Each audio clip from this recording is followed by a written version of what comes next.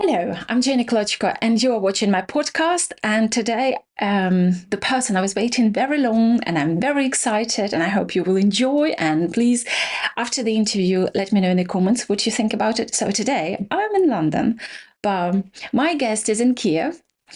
And she is Dr. Mariana Budjeryn, Senior Research Associate, Project on Managing the Atom at the Harvard Kennedy School's Belfast Center.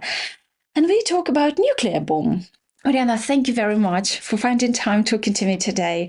So you're based in US, but right now you're in Ukraine. And how is everything there? Is it a work trip or is just a family and friends? It is actually both. So I've been here now for a week, focusing on my on a research project that I'm pursuing right now, which has to do with the Russian takeover and occupation of Zaporizhzhia nuclear power plant. So sort of a little bit of an extension of my previous apparition as a person who wrote a book about Ukraine's nuclear weapons inheritance. Yes, and then Inheriting the bomb. Fascinating reading. The bomb. Yeah, even though I have to say the issues of civilian nuclear energy and military uses of nuclear energy are quite different. But it is, again, one of those unprecedented things that are happening, and again, unprecedentedly in Ukraine with the occupation and military takeover and occupation of the largest nuclear power plant in Europe. So I went to Zaporizhzhia, which is a city that's very close to the front earlier this week, and met with people there who evacuated from Zaporizhzhia nuclear power plant, and I've been doing some interviews here in Kyiv.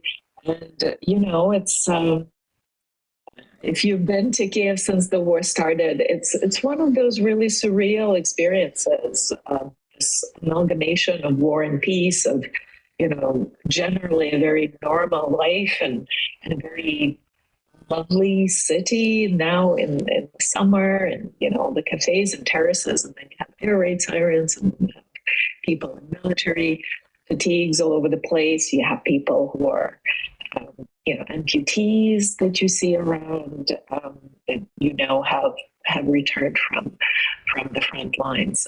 So it's kind of a combination of all of this, and it's that's how a country lives in the rear here, in the middle of a war. Mariana, you wrote this book. We just mentioned Inheriting the Bomb, about Ukraine's nuclear inheritance from Soviet Union. That's sort of our subject today. I have to say, there's absolutely fascinating reading. I'll leave the link to this book in the video, in the comments, under the video. It's just, it's not just about bomb. It's so much more there. It's politics. It's understanding Ukraine in the 90s. It's relationship with US, with Russia, with intelligence. How Americans were spying on Ukraine, especially when it comes to nuclear bomb. So absolutely fascinated. I couldn't have enough of this book. It's just taking again and again and looking. It's one of those cases when it's a scientific work, but so amazing, so interesting and fascinating. And actually, I wouldn't be afraid to say it's like, holidays reading, because you absolutely captured and take it away where you are. Mariana, about Ukraine's, to give the context, Ukraine's nuclear arsenal, and for the context, how big and significant was comparing with other nuclear countries when Soviet Union collapsed and Ukraine has this asset? Is a sort of treasure, and is a big treasure, or it's liability? What's your expertise? Well, in some important ways, it was both. It was an asset and a liability. Ukraine did end up having or inheriting a really large chunk of the Soviet nuclear, of course, conventionally arms, but the KH series missiles, the KH-55 and KH-101. It's bombarding Ukraine with those same weapons that Ukraine has had. So that's, in a nutshell, the kind of nuclear inheritance that ended up in Ukraine's territory in 1991 when Ukraine became independent. But at the same time, and I'm sure we'll touch upon that, it was a chunk of weaponry that was developed by a different country, by the Soviet Union, for the strategic purposes of that country. So there had to be an investment, there had to be work done to convert this inheritance into something that could be useful for Ukraine in terms, as a strategic deterrent.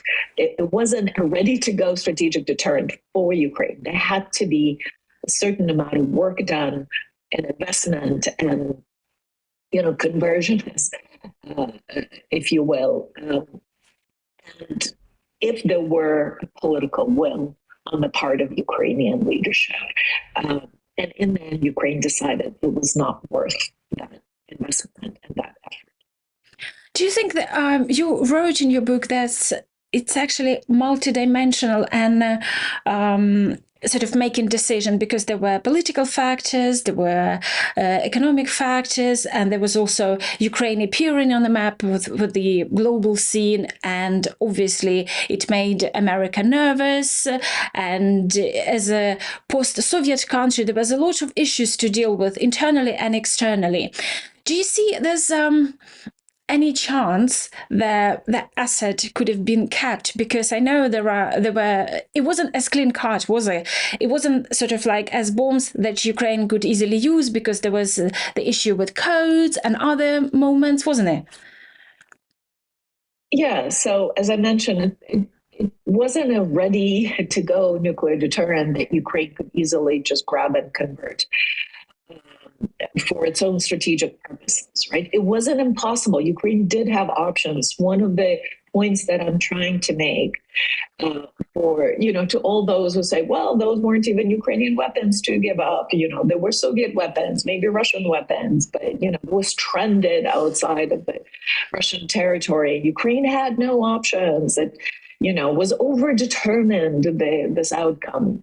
Ukraine did have options, and it did have agency.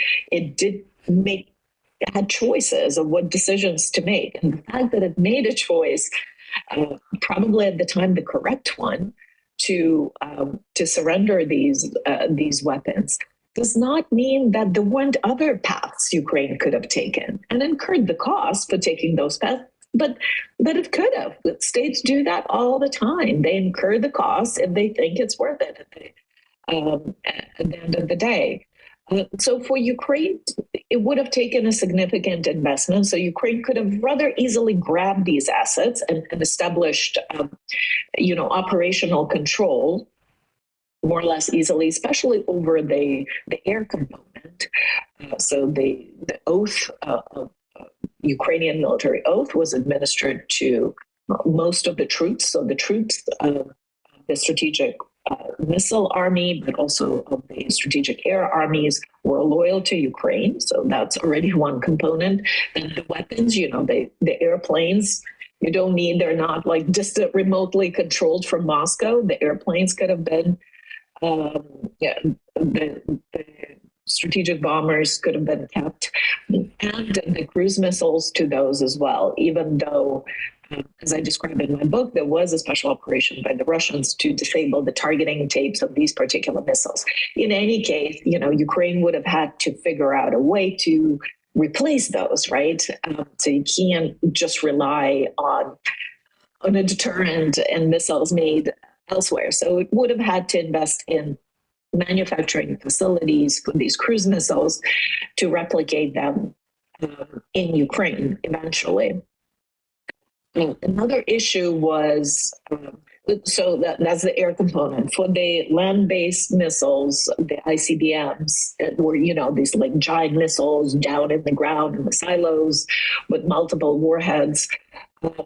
There was allegedly also an opportunity to establish operational control over this army, right? So you could cut off sort of Moscow from command control. But there were elements that had to be developed indigenously, like a code generating device that would then, allow it to activate and, send a launch order to these missiles. All of that was in Moscow at the time. Although there was another problem with this land-based component, was that it was developed as, for intercontinental ranges.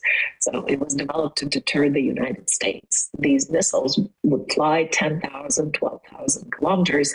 And for Ukraine, if it was Russia, Ukraine wanted to deter 10,000 kilometers. What targets are you going to hold at risk?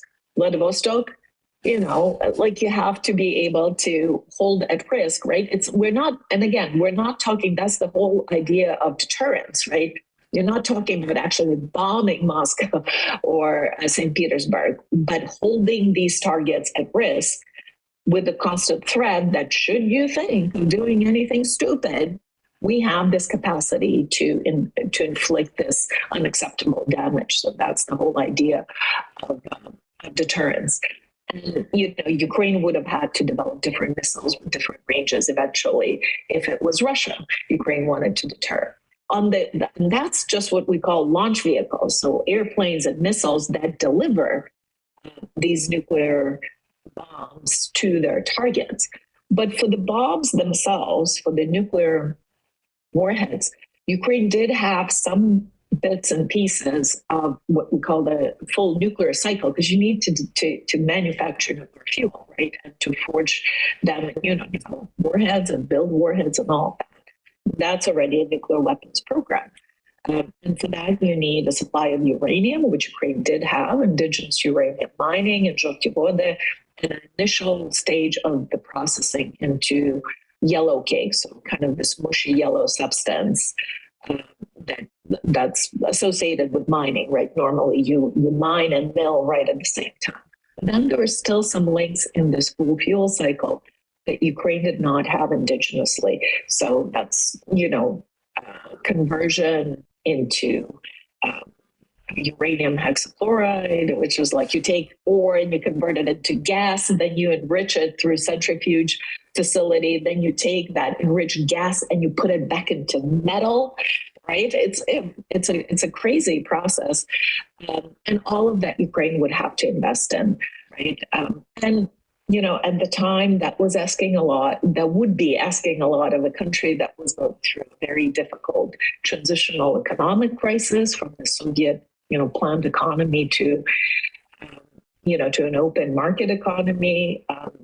The 90s were quite tough. So it would have been a difficult case to make to the domestic publics, but also, elsewhere internationally when Ukraine needed support from Western partners, international financial institutions to support its economy, to say, yes, but, we'll take that economic assistance, but we're also going to invest millions of dollars into a uranium conversion facility or enrichment. So those were the kinds of decisions Ukrainian leaders were considering at the time. From today, it looks like the Budapest Memorandum has failed, and you won't believe how many times with different people this podcast was mentioning Budapest Memorandum, Budapest Agreement, security assurance, and it's that fact that we're talking about it today. It seems like a logical step. So. This agreement, was it really assurance? Because I know there's a different reading in Ukraine and in the US. These assurances, or it's something to look at. Was it complete and self-sufficient, or it required some proactivity from Ukraine and push it further, to further implementation, to some guarantees individually with each countries? How should be done for Budapest Memorandum to work, or it was it was expected to fail on the day. So yes, Budapest Memorandum is one of the most famous, or rather infamous, documents today in Ukraine, but probably elsewhere. And there isn't a simple answer to your question. The short answer is it's complicated. Budapest Memorandum was a component of a nuclear deal that Ukraine negotiated for in exchange for disarmament. So there was a financial part, there was financial compensation for enriched uranium, highly enriched uranium and plutonium contained in the warheads that were transferred to Russia. But, those are kind of valuable materials. So Ukraine received compensation for those. There was technical assistance for dismantling ICBMs that came from the United States. And of course, Ukrainians, very early on, from April 1992, made a stance and said, we're giving up this asset of strategic importance that has implications for our security. And so we would like to have security guarantees from the nuclear states, in exchange. And it was a long and drawn out, long compared to what we negotiate, for instance, with Iran. It wasn't long at all. It came rather quickly, but, for about a year and a half, there was a process of negotiations of these kind of the security component of the nuclear deal. And of course, Ukrainians wanted something robust. They wanted something in a legally binding form. So it's a treaty, an international treaty, and not a memorandum of understanding. It's, lawyers know it's kind of a general framework document, a memorandum of understanding between two sides. Not exactly a legally binding international document or even an executive agreement, right? So there are different formats in which these things could take place. But Ukraine was in a very unequal situation. So it was a young country, 2-3 years old, sitting across the negotiating table with two nuclear powers. The United States, which was very powerful at the time, was the unipolar moment, right? It could pull it, that could kind of throw its weight either way. And Russia, which was weak at the time for sure, but was still a nuclear country, a nuclear state. And most importantly, it was revered, as it were, as such by the other nuclear powers, right? So there was an expectation that only one nuclear power would emerge out of the Soviet collapse. There was no question that power would be Russia. This was because in the West, it has been my long-standing observation and a pet peeve of some very deep importance is that there's a constant conflation of the Soviet Union and Russia. Russia, Soviet Union, these are, terms that are used interchangeably. And, it created really unfortunate blindfolds at the moment of Soviet dissolution, where Russia was just one of the 15 constitutive republics that emerged. Russia was just as much of a newly independent state in 1991 as Ukraine, as Kazakhstan, and as Belarus. But somehow, because of this kind of historical conflation in Western minds, it was treated as kind of the a smooth successor, unquestioned in any way, to the whole Soviet legacy. And that was simply not true. As I said, like a huge part of the Soviet military complex was left outside of the Russian borders. Ukraine was, as was Kazakhstan, that had one of the main testing nuclear test grounds at Semipalatinsk for the Soviet nuclear project. You can't have a bomb without testing it. And those people suffered for years, on their land, surviving these nuclear tests and having their land contaminated. And then they're sort of sidelined as to, you guys were like, where did you come from? The earth opened up and suddenly out came some Kazakhs and or Ukrainians and making some claims towards to Soviet nuclear legacy. Like, where did that come from? Well, it turns out, the Soviet Union was not reducible to Russia. And though probably we would be better served today if there wasn't such an unquestioning acceptance of Russian succession to the Soviet Union. But because, the structure of international system was such that there were these 5 recognized nuclear weapon states under this giant non-proliferation regime that was very comprehensive. Most countries in the world were part of it. And, it recognized only 5, so it had only least for one successor of the USSR, even though other states had legitimate claims to Soviet nuclear legacy. The United States decided that there could be only one, like with Highlander, and that one would be Russia was beyond question. So there Ukraine was with these two really powerful states that saw eye to eye on Ukraine's disarmament. So it was very hard negotiating position. Ukraine had very little leverage. So I consider that with all the tools that Ukraine had at the time, it actually did pretty well to even get something like the Budapest Memorandum, get something like that in writing. That we even talk today about the Budapest Memorandum and its breach. That was already an achievement of Ukrainian diplomacy at the time.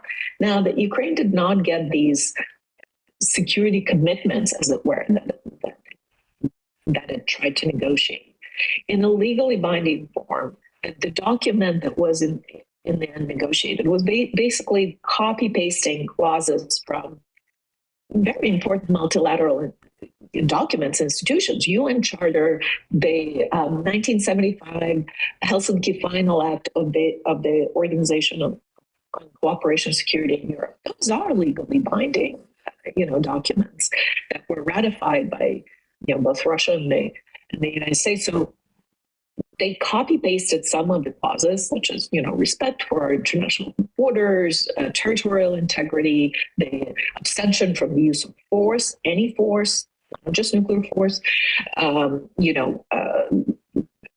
threat of force in kind of any sort of disputes and threats against territorial integrity, and the nuclear related security assurances that are part of the nuclear non-proliferation regime. So not to threaten with nuclear weapons or use nuclear weapons, and should there be issues, bring the issue to the UN Security Council.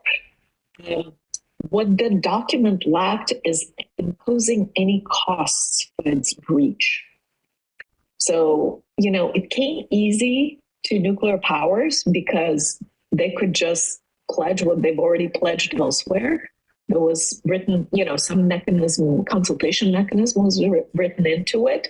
But really, there wasn't a provision for if this document is breached, something negative will happen to the violator. And that was kind of the weakness of the document. It wasn't really that it was legally binding or not. It wasn't really that, because states determined violators, they violate legally binding documents too. I mean, look at Russia. It broke every international law there is under the sun. I mean, Geneva Convention and everything else. So I don't think, Russia really wanted to invade. They would really looked at the fine print in the Budapest Memorandum. It's just that there wasn't a consequence that other parties could point to when Russia did breach this document. It was more like, I like to think about it as a check. The United States wrote out, so it recognized Ukraine's legitimate security concerns at the moment, and pledged these, recognize its borders and all of that. And it wrote this blank check. There wasn't a number in the check. And it's like, if there's a problem, we'll take a look at this check and we'll see what number to write into it. And when there was a problem with the agreement and the check did come due, the United States chose at that moment, 2014, under Barack Obama's leadership, to write in a very low number. And it was a choice. It wasn't anything in that document that pointed either way. It could have chosen to write in a bigger number, make it a more significant document. And I think that was a really unfortunate mistake. Before 2014, it was rather Ukrainians who could have made more out of this document. They could have used it as a framework, for deepening defense and military cooperation with the signatories, the United Kingdom and the United States. Those are the important signatories that Ukraine would want to cooperate with. And, operationalize it, right? I mean, even legally binding documents in international relations, you got to work at them. There's no automaticity. There's no enforcement mechanism. Even if they are legally binding, there isn't a world government that will come in and say, all right, you need to follow these rules.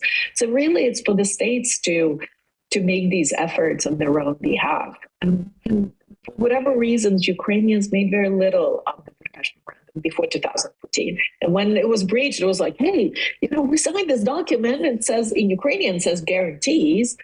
Yeah, it's a separate question why. In English, says assurances.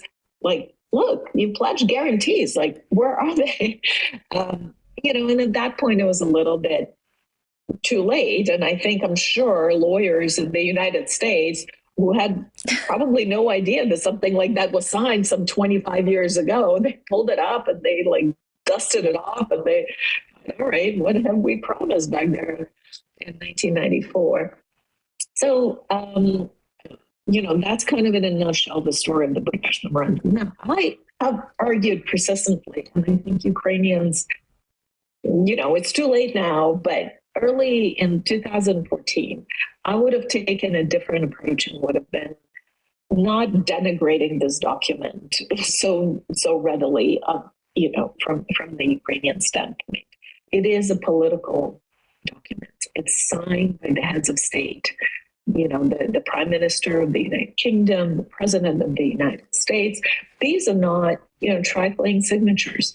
And it became, because it was attached to Ukraine's accession to the NPT, to the Treaty on the Non-Proliferation of Nuclear Weapons, it became part and parcel of this broader regime. So the breach of this document has consequences for the entire non-proliferation regime, right? It's part and parcel of it now. And the reverberations are going and have already, I think, swept across the whole system. So I think the more constructive way would have been to emphasize the importance of this document, rather than if Ukrainians themselves say, well, it's not worth the paper it's written on, then how can you expect others to treat it seriously? A few comments. During one of the interviews, I think it was General Kondratyuk, he was with SBU, and he was the head of the counterintelligence at that time when everything happened with Crimea. And he was saying there was a queue of American, British, European ambassadors trying to negotiate Ukraine not to fight for Crimea. And they were all promising to return Crimea in a diplomatic way, which we see what's worth were the promises. And before we carry on with the bomb and with the nuclear aspect of our conversation, which you wrote in your book, I would like to give the insight to the viewers. When this document, Budapest Memorandum, was signed, was the Ukraine's potential, or any country potential membership with NATO, would be a red flag or the threat for Russia? Or at that time, it didn't seem like a big problem, an issue, or potential reason for invading? Yes and no. So to begin with, I think, the counterfactual, would have Russia invaded, even if NATO did not expand, would have Russia invaded Ukraine? I think likely yes. I don't think, the NATO expansion was an irritant and a pretext for Russia, but it was not the ultimate reason why Russia invaded Ukraine. I think that is certain, the invasion would have probably happened if all other things being equal and, Putin being in power and this kind of the type of regime that emerged in Russia. So this is not to say that Russia loved, NATO expansion. It didn't, but it was neither necessary nor sufficient reason to provoke Russian invasion. Now, in 1994, when the Budapest Memorandum was signed, and the Budapest Summit of the Conference on Cooperation and Security in Europe, this was the same conference in which the United States, in the person of Bill Clinton, the president, did announce that NATO will consider the expansion to the Visegrad Four, to, Czech Republic, Slovakia, Hungary, and Poland. And Russia didn't like it one bit. And Yeltsin at the time didn't like it. He was quite irked by it. And I think he called it, that the U.S. is instigating a cold peace, right? So from Cold War to cold peace. So he sort of coined that phrase and it never stuck. But So no, Russia didn't like it, and actually Ukraine didn't like it either. Ukraine's President Leonid Kuchma did not like the whole scenario of NATO expansion simply because he realized that Ukraine would become that buffer zone, right, between the expanded NATO and Russia, who didn't like it, and then because NATO countries would be benefiting from U.S. security guarantee and the nuclear umbrella, the extended nuclear deterrence of the United States. If Russia's unhappy, it's going to be on Ukraine's body that all of that unhappiness will manifest themselves. At least that was the understanding. Ukraine did not want to be a buffer zone between the expanded NATO and Russia. But, with time, these issues sort of faded, and there was, and Michael McFaul was, an academic from Stanford and the U.S. ambassador to Russia. He has argued, I think, convincingly to say, yes, NATO expansion was an irritant, but really Russia learned to live with it. It saw that, ultimately it wasn't particularly threatening. There wasn't a deployment, there was a NATO-Russia Founding Act where there were certain pledges and commitments made that, no permanent NATO deployments to these newly expanded territories or countries, which, NATO and the United States observed. So in terms of actual very real military threat, not much has changed for Russia. But, as time passed and as other grievances, such as, the color revolutions, which Putin's regime just couldn't wrap their head around the fact that actually it could be that people rose up, that nobody paid them, and they actually want to live with civil, rights and freedoms. Imagine that, right? They want free press. They want elections that are fair. Crazy, that the State Department didn't have to pay people to realize that. With the color revolutions, it kind of felt the threat, or it kind of positioned that as a threat to the kind of Russia that Putin built up, that is very much Putin's Russia.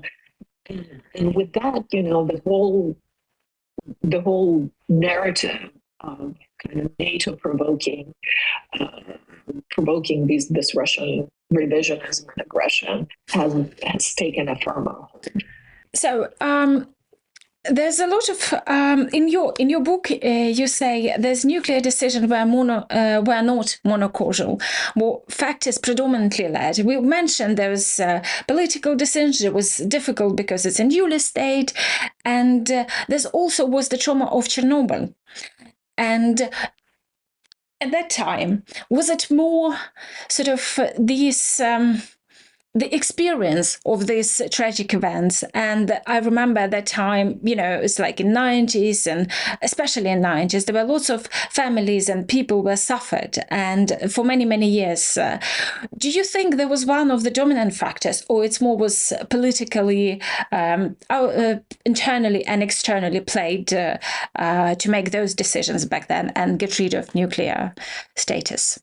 I think the Chernobyl effects were genuine.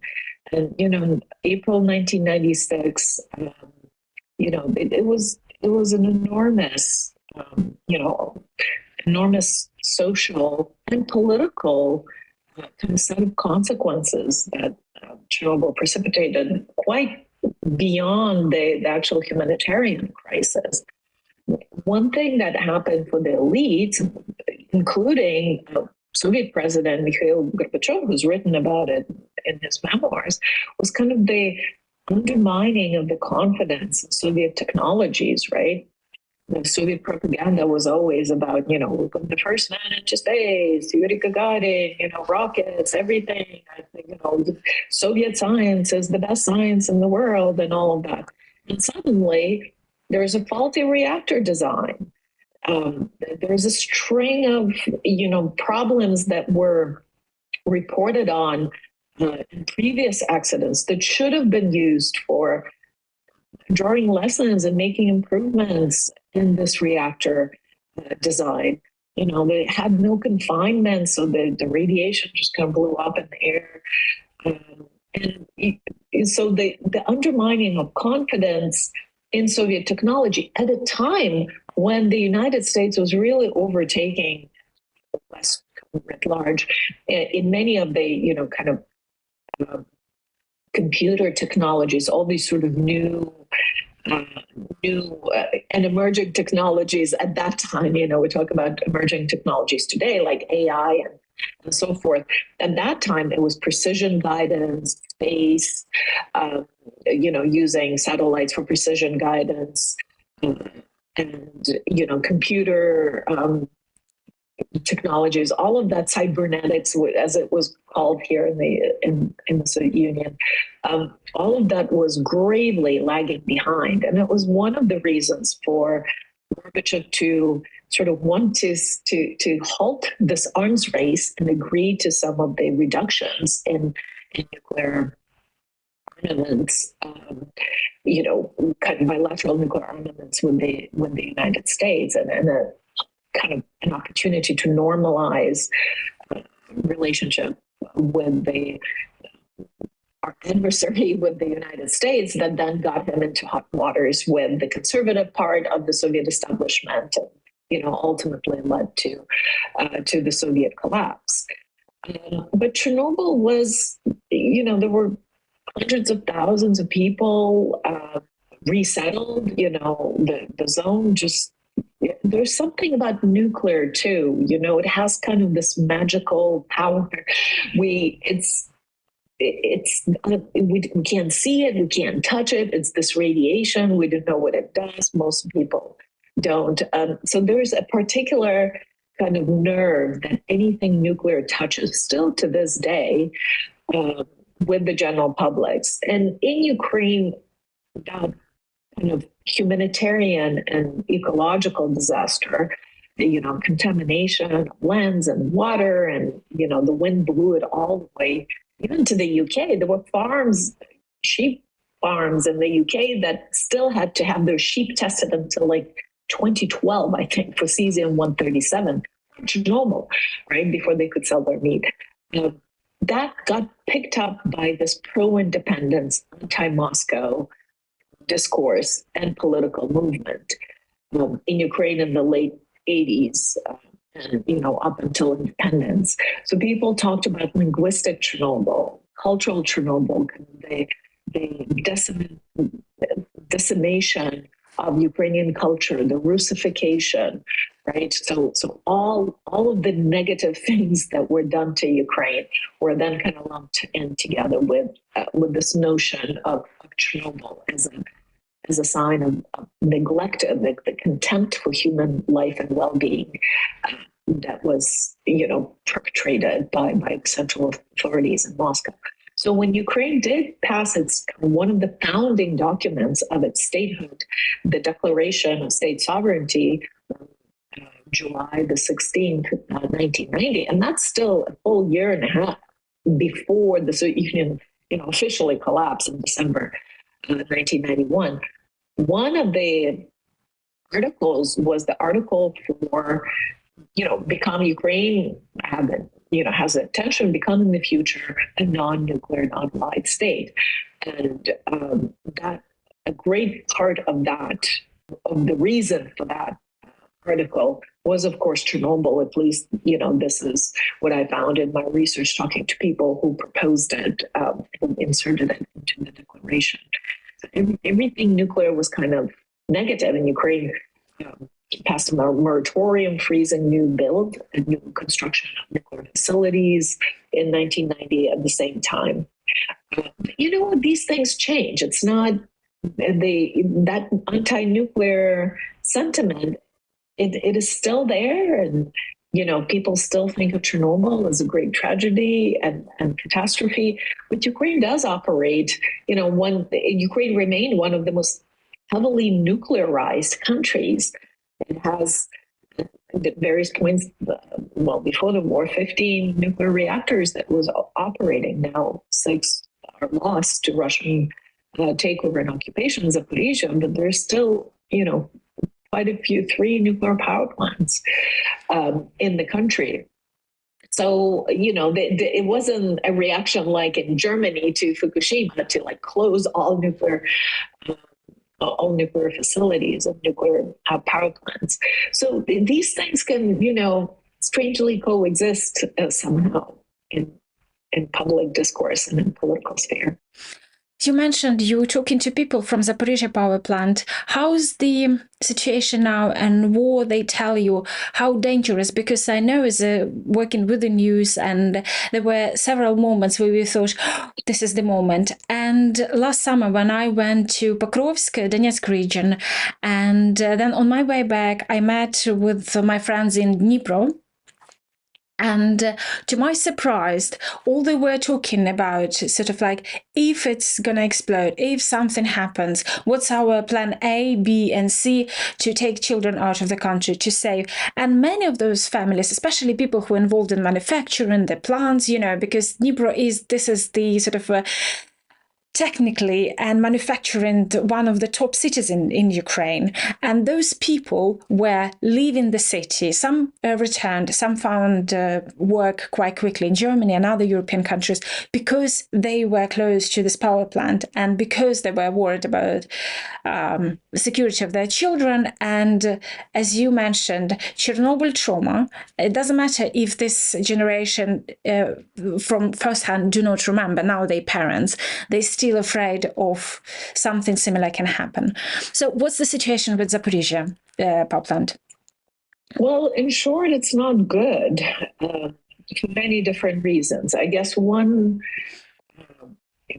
positive aspect is that the reactors, all 6 reactors, have been now shut down for quite a long time. So I think they all went into shutdown at the end of September 2022. So the fuel in the cores of the reactors has been cooling for quite some time. That doesn't mean that something terrible can't happen to that fuel. It just means that it would take longer, right, for that fuel to get damaged. For instance, if the cooling system was not working, was damaged, there was no supply of water or electricity to the plant or something like that. It would just take longer for the fuel to heat up to the kinds of temperatures that could start causing meltdown. Right? And that buys you time to react. Now, that time to react, that's when the staffing of the plant becomes really important. And that is the biggest tragedy of that plant, is that, at one point it employed 11,000 or so workers, some people coming into shifts. So at any given point, it would be about 7,500 people on site. Most of the licensed personnel, and we're talking about really highly trained engineers, it takes years to educate and license. It's a very rigorous process because you operate nuclear reactors, right, with all of the consequences. So it's really unique personnel. Most of these people have evacuated and left eventually. So most of the licensed operators are gone. This is, not to mention these horrifying stories that I hear and that I have been recording of detention and torture by the FSB, the Russian security services, horrendous torture, and then, kind of harrowing stories of evacuation and being stopped at every checkpoint, infiltration camps, and abuse even as you're trying to leave. It's not easy to get out. But whoever's left at the plant, maybe of the original staff, around 2,000 people, some of them willingly signed with the Russian nuclear operator Rosatom. Some of them were happy that Russians came, but it's a minority, right? And very, very few actually licensed operators, right? So it's good if you have like a welder who stayed behind, that's fine. But, the really highly qualified licensed engineers, they're lacking. And the Russians have, it's difficult to bring somebody from the outside, even though it's a similar reactor. It's the same design reactor, VVR 1000, that operates in Russia. Every plant is configured differently. In fact, every reactor unit within a single plant might be configured a little bit differently. So you can't just take one person, even within one plant, from reactor number 4 and put them on reactor number 2, even within Zaporizhzhia. Like, it takes a process to bring that person up to speed, the shadowing, you have to, but Russians are just bringing people from, not only from Russian plants, the VVR reactor plants, but from the old RBMK reactor, the kind of reactor that blew up at Chernobyl. The only country that still operates those reactors, the other plants have been decommissioned on account of that reactor being unsafe, as we found out in 1986. So the only, I think, maybe 2 plants that are still operating these reactors are in Russia. They're bringing operators from those reactors. It's a completely different reactor. I mean, completely different designs. What that person would know about operating the Zaporizhzhia reactor, that is just baffling. And the remainder of the stuff, they whoever can't leave for even personal reason, has elderly parents to take it, there are different life circumstances. They live in constant terror. So the lack of personnel, like, should anything, even a small mishap, could escalate very quickly if you don't have people to deal with it. And this is, part of the learning that kind of the story that I'm getting out of this. In nuclear security, we have always been looking, safety and security of nuclear power plants and other nuclear facilities. We've been looking at materials, keep the materials secure, or facilities. Let's, secure the facilities. We have been looking at material stuff, how to make that secure. Even your best safety procedures, your best defenses, your best security systems, they are worth nothing if you don't have people to operate them. So this human factor, this human element of nuclear security has been gravely underappreciated, and certainly has come up front and center in the situation in Zaporizhzhia, where the entire staff basically became prisoners. Right? Prisoners in their place of work, torn between their personal safety and safely operating a nuclear power plant. So this, I am worried very much about the state of this plant. There's still tons and tons of nuclear material on that site. Spent nuclear fuel, also fuel in the cores, and dry cask storage. It's it's a site of an enormous amount of radioactive nuclear material, and it takes qualified and motivated personnel to handle it. And that's what that's kind of the gravest catastrophe. Like, it's already a catastrophe in the making. It might not be a radioactive or radiological event, a catastrophe, but it is certainly a human catastrophe that's taking place.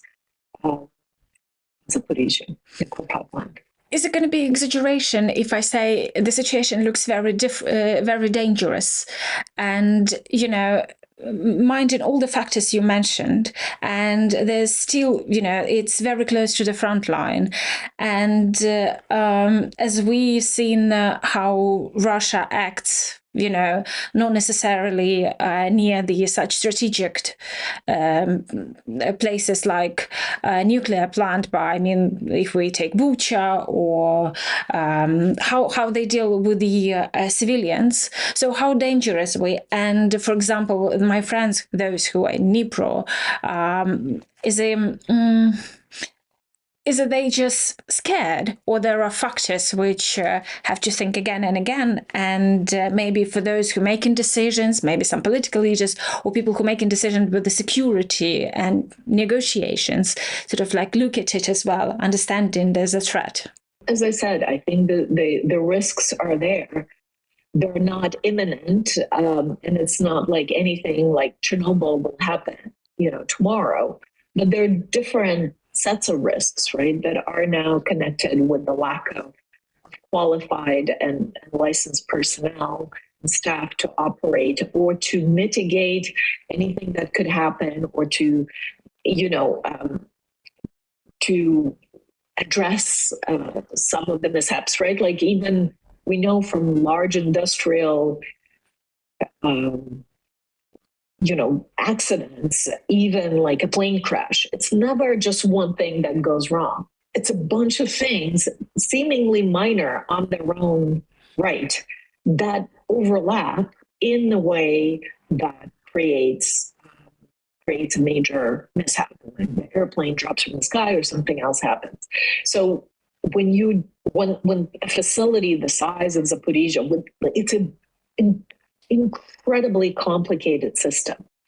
And there's, procedural kind of rules for how to maintain, how to, fix things with very specific materials that need to be used. I mean, it's a highly regimented and regulated kind of facility that requires very high level of expertise and kind of discipline and maintaining and protocols and maintenance and everything. None of that has been followed, right? So the risk of a bunch of things going wrong all at the same time in a way that could cause is increasing the longer the plant remains in Russian hands. And it basically, neglect. They don't need this asset. They don't need electricity from it. They can't restart it because they blew up the Kakhovka Dam and got rid of drained the Kakhovka reservoir. They can't really restart it, maybe one reactor, but then they don't have the high voltage line infrastructure, the grid infrastructure to actually get the energy out, right? Like you need to offload it to somewhere. So it's just not designed for what the Russians, they have no use for it. It's just a wasting asset and a constant threat. So, with that in mind, whatever the negotiations might be at some point, I think that could also be a point of leverage for Ukraine, given that there's no use for this plant for the Russians. It's just that I'm honestly afraid, as you say, they could just, even if they're retreating, they could cause some irreparable damage to ensure that Ukrainians can't restart it. That would be cheaper to decommission it than to actually return it to operating state. And they can do that without causing any radioactive effect. They could cause a lot of damage. But they do. Rosatom, which is Russia's nuclear operator, is part of this occupying force. On the one hand, I guess they act as consultants to the military folks to say like this, can't shoot this, and shouldn't be kind of navigate around the plant for the military, but also the military doesn't report to them, right? So there are reports that Rosatom folks didn't know the Russian military was going to blow up the Kakhovka Dam, right? Making the plant completely inoperable for this time. So, military does what military decides to do, what suits their, military goals. And that doesn't always, coincide with actors like Rosatom or what their plans might be. But because it's a wasting asset at this point, it's more of a political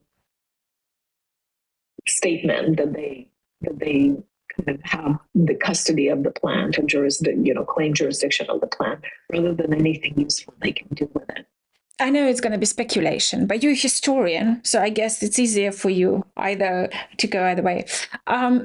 Pre-big war, pre-invasion in February 2022, there were some political forces in Ukraine, not major, but from the right side.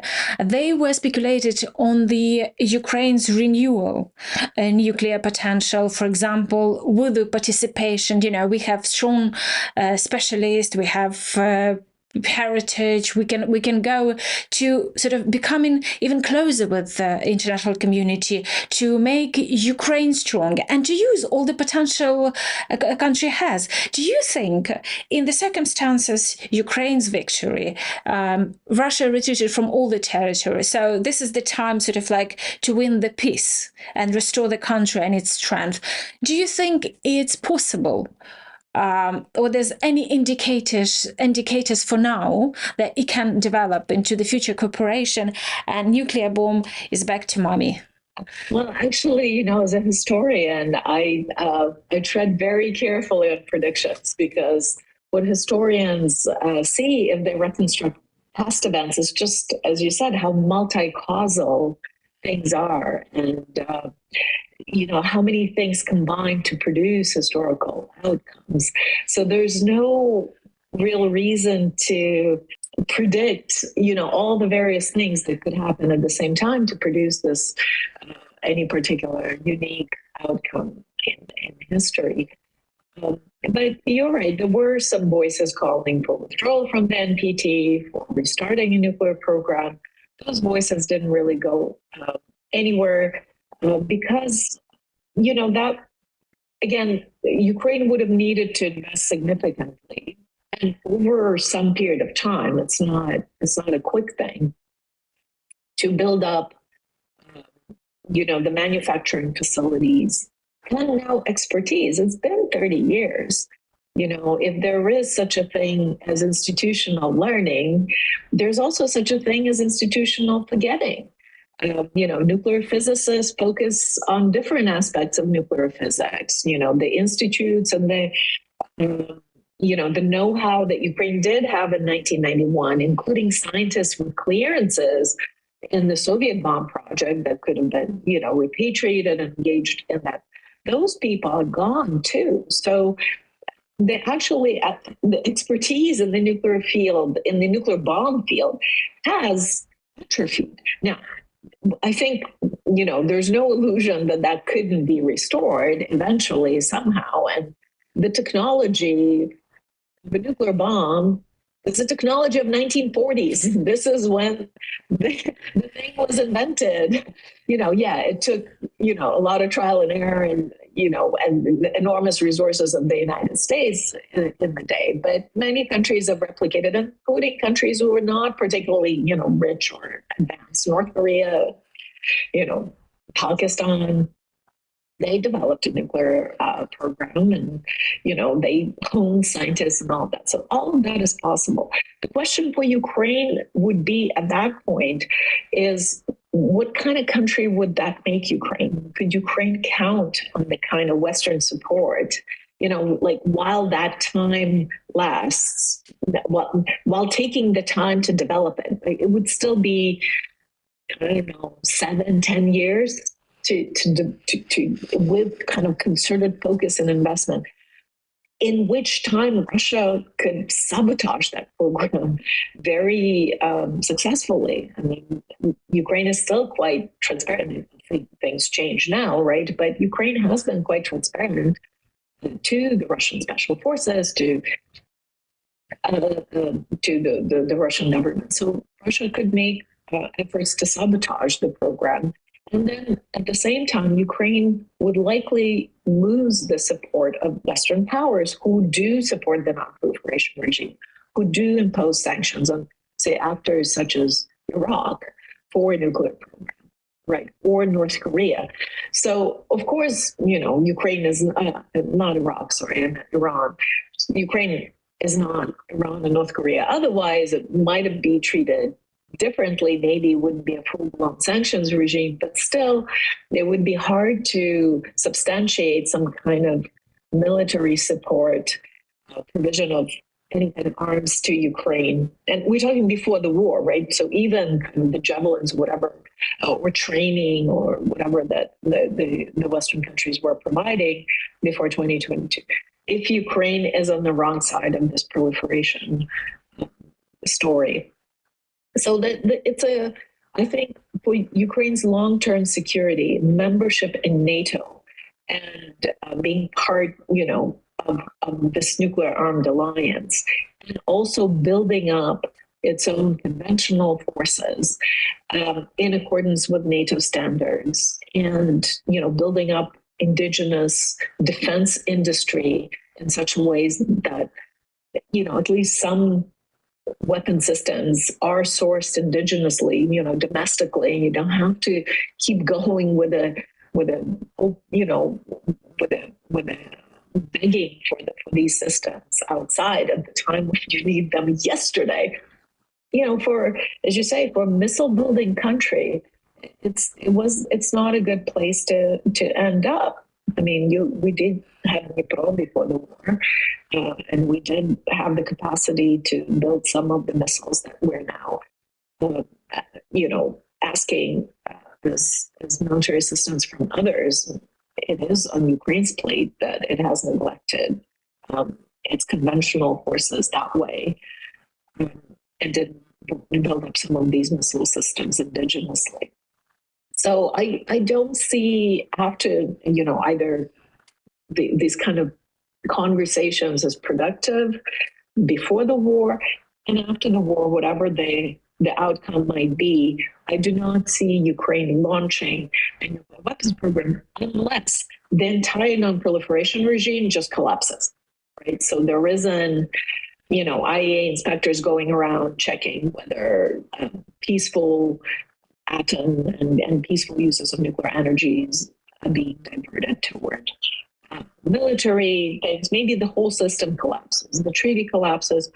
At that point, it's a free-for-all, and Ukraine might be, there wouldn't be basis for sanctioning Ukraine or for negative consequences for its pursuit of a nuclear program. But that, and that possibly could happen given that the whole international structure is kind of in distress these days. And, UN Security Council is gridlocked, and the whole UN system seems to be quite ineffective in preventing war or even, bringing about peace. And, so that remains to be seen. But I don't see nuclear weapons as a solution for long-term security for Ukraine, other than perhaps American nuclear weapons and extended nuclear deterrence as part of NATO membership. Some voices from the security and intelligence side, they sometimes bringing up the moment that Ukraine, it would be safer world if President Putin didn't have his favorite toy as a blackmail world with a nuclear bomb. Do you think if Russia was went through denuclearization, would we live in a safer world, or it's a bit it's more to it, and there are more bad guys with nuclear bomb in the world? Well, it's hard to get. I do agree that if Russia were not a nuclear power, the chances that it would have dared to invade a neighboring country, Ukraine, would have been a lot lower, right? In history, we talk probabilities. I can't say Russia would have never invaded if it weren't a nuclear power, but I think the considerations would have been different. You're absolutely right that Russia relied heavily on nuclear threats in order to dissuade possible partners and allies of Ukraine to interfere on Ukrainian behalf. That we see that these threats, or just the fact that Russia is a nuclear power, does play into considerations of what arms to supply to Ukraine, what conditions on end use to impose, the timing, right? It takes longer time. Washington and other capitals of thinking, and will this escalate the war? Will it not? And timing in a war is key, right? Time means lives, means opportunities lost. And we see that with counteroffensive. We see that this spring when the supplemental package was stuck in Congress. We see, Ukraine kind of losing momentum, being at the back foot now that Russia regained kind of the initiative and is on the offensive on many parts of the front line. We see Russia taking that opportunity when the air defenses were depleted to totally cream the Ukrainian grid. It was between March and May this year. There's all of that was, Russians are not stupid. So it does make a difference that Russia is a nuclear state. And I think, if Russia were just a belligerent without nuclear weapons, Ukraine would have much better chances of prevailing because I think the assistance would have been more robust. But I don't see, conversations about denuclearizing Russia as productive. Like, how are you going to do it? Who is going to do it? I mean, other than Russia ceasing to be a sovereign state, even if it falls apart like, Soviet collapse 2.0 and, the Caucasus fall off, and there's still the European of Russia and the Urals that will remain and will probably retain some kind of sovereignty and will retain command and control, whatever is, on its territory. And it's still be a nuclear state. You just can't, what are you going to march, on Russian territory and grab these assets? There's just no way of doing it. The only way that we figured out how to do it is through arms control, right? Through bilateral negotiations. Used to be US and USSR, then US and Russia, to gradually reduce the number of nuclear weapons. And that was usually a bilateral thing. Russia wouldn't just unilaterally agree to, dismantle a bunch of missiles unless the US does the same number, right? Agrees to the same number. So that, unfortunately, that's the world in which we live, right? And now even that tool is no longer available to us because Russia and the United States are hardly on speaking terms for all the understandable reasons, most of them over Ukraine, right? So how can we even imagine those two parties sitting down negotiating another arms control treaty where, on-site inspectors going back and forth and verifying that, the bases have been, dismantled, whatever the missiles have been dismantled. Not to mention now there's China, which is a big actor, and the United States wants to bring in China in these arms control negotiations. So suddenly all of that is more complicated.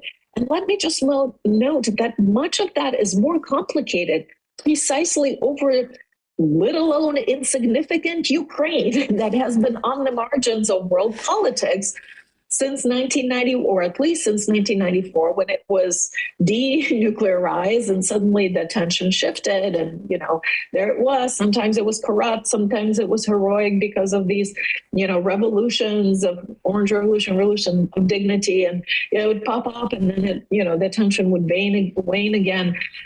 And suddenly this kind of backwater of Europe and international politics is playing front and center into some of the key issues of international security. And I think that's a lesson for all of us, both in academia, but also in policy space, that, the focus on great powers and nuclear powers at all times, it creates huge blind spots because, smaller places could ignite, unexpectedly, and create these spillover effects across vast sort of spaces and facets of international relations. And we see how, not having a strategy about Ukraine has really backfired, for the United States. I think in Europe, it was very transactional. It's like, oh, you guys are corrupt here, clean up your act, and maybe we'll then consider you, for membership here and there. And, we'll keep these doors sort of open, but really you're not in my. It wasn't a proactive strategy about Ukraine for possibly understandable reasons, like Ukraine is kind of a messy country, I suppose. But we now see how much of a mistake it was that, U.S. and the West have now on the fly have to come up with some kind of strategic solutions to a very strategic situation. So it's a long-term problem. in Ukraine, that for Europe, for the United States, for Russia, internationally. So that's kind of one of the lessons that hopefully politicians, but maybe at least viewers, will take away with them from this conversation. Oh, thank you, Mariana. It's been so interesting, and it's true. It's very complex, but it's so fascinating. So, and especially now when history is in the making, and it seems like world shifts on any aspect of it. So, I just personally would like to thank you for this fantastic book. Honestly, I like everything about it, and it's something even after our interview and publishing it, it's not something I would stop going back to it, because there are so many relevant things. And just last night I had looked, and one of the quotes, I just can't remember, and I didn't write it down. Who did the quote? The Ukraine is a wild card. And it was Fred Scowcroft, the national security advisor to President Bush Sr. He was the person who said that Ukraine is a wild card in all of this. Yeah, and it hasn't changed. Yeah, it's so relevant to today. So thank you very much. Thank you for your time. It's been amazing. And I hope we will be back on podcast in sometime soon. Enjoy your time in Ukraine. I miss it already. I left in March, but I can't wait to go back. And enjoy, and thank you very much. Thank you so much for inviting me into this conversation. Thank you, Mariana. Thank you for watching. I hope you enjoyed it. Please don't forget, like, share, subscribe. And I just remind you that I talked today with Dr. Mariana Budjeryn about nuclear bomb, Ukraine, and how safe the world is today. Please share your thoughts in the comments below, and I will read all of them. Thank you very much.